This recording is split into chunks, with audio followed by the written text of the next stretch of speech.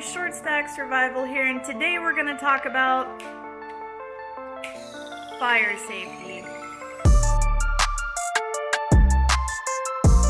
So I just got off work and I wanted to install this little kitchen fire extinguisher. I didn't want it kind of up and in the way, but I wanted it also out and visible, so I was thinking maybe down here by my first aid kit. A lot of the research that I've done for this video suggests that cooking is the #1 reason that people have fires in the home. So that's my dog Ginger growling, but Ginger, no, I just wanted to install this real quick. If you're putting something heavy on the wall like a fire extinguisher, you probably want to have a good wall anchor in your drywall. This is the holder for the fire extinguisher, and so I'm just gonna mark 2 holes here with a Sharpie.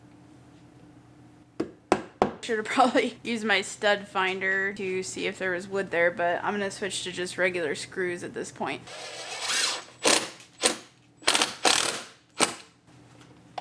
Alright, I think that turned out pretty well, other than I should have checked for the stud in the wall, but hey, it happens, so I think we did a job well done. Hi! So it has the instructions right on it. It encourages you to check the pressure with the green button. If the button stays down, the unit has lost pressure and should be replaced. So I'm going to push this down, and it popped right back up. So if that had stayed down, it would need to be replaced. Yeah, I think that's a good location. It's kind of low and out of the way and just kind of centrally located in my house. Kitchen fires, electrical, those are some of the main causes for house fires, so I think this is a great location for a fire extinguisher. Sorry about the bad lighting, guys. I just wanted to show you that I also keep a fire extinguisher tucked away here, and it's actually pretty old, so I probably should switch that out. And I also have a pepper spray for putting out different types of fires.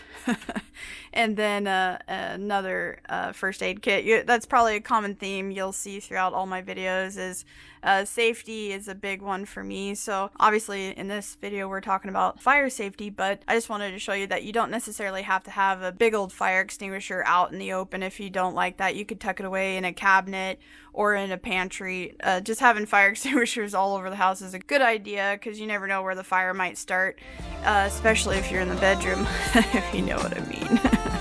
So I wanted to show you a couple options. This one specifically is for the kitchen. We also got this big Mac Daddy, 3 times the firefighting capacity.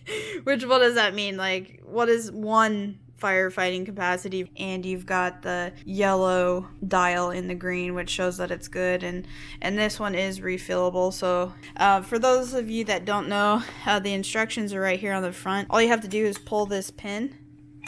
You pull the pin, and that allows you to squeeze the handle, and you point this nozzle end at the fire. One thing to consider is what fire extinguishers are rated for. So the ratings are A, B, C. You may have heard of that, but might not know what it is. So A is for trash, wood, paper.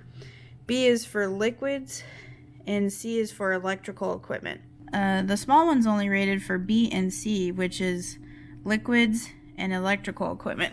Yeah, just know what each fire extinguisher is intended for. Not all of them are going to serve the same purpose, but the best ones typically are rated for A, B, and C. But you can also use like impromptu items. You can get a fire blanket and smother the fire. As you may know, fire needs oxygen to continue, and so if you deprive the fire of oxygen, it's not going to continue burning, and so you can snuff it out with something like that, or you can use baking soda in some cases, and that just kind of smothers the fire as well. But I highly recommend just getting a fire extinguisher. I think this one was like $30, so I imagine spending $30 in advance would be much better than losing your whole home due to a fire. And also keeping up on your fire alarms, you know, just making sure these are operating properly.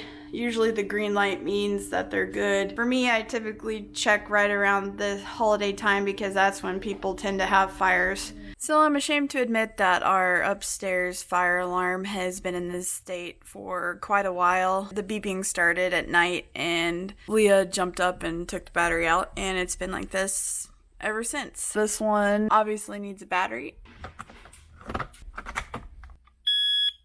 Looks like it's working. Okay, so another fire prevention method that you may or may not know is with your old batteries, you don't just want to throw these into the garbage. They definitely can leak and they could also start fires. So what I like to do is I save them up, just use the old box, and I tape all of the ends up, and that way there's just a little bit of insulation between the positive and negative ends of the battery, and they don't cause a fire or anything. And then I drop them off at a recycling center. Another place that I like to keep a fire extinguisher handy is right next to the garage, and I also have a few cans of fuel over here. As you can see, I have it mounted up in a great location. You can easily see it. Just having a fire extinguisher handy when you're working outside, maybe you're dealing with your vehicle or you know, lawnmower or your four-wheelers or whatever. So just having something that you can take care of the fire right away and not lose your garage or your house. I know we mostly talked about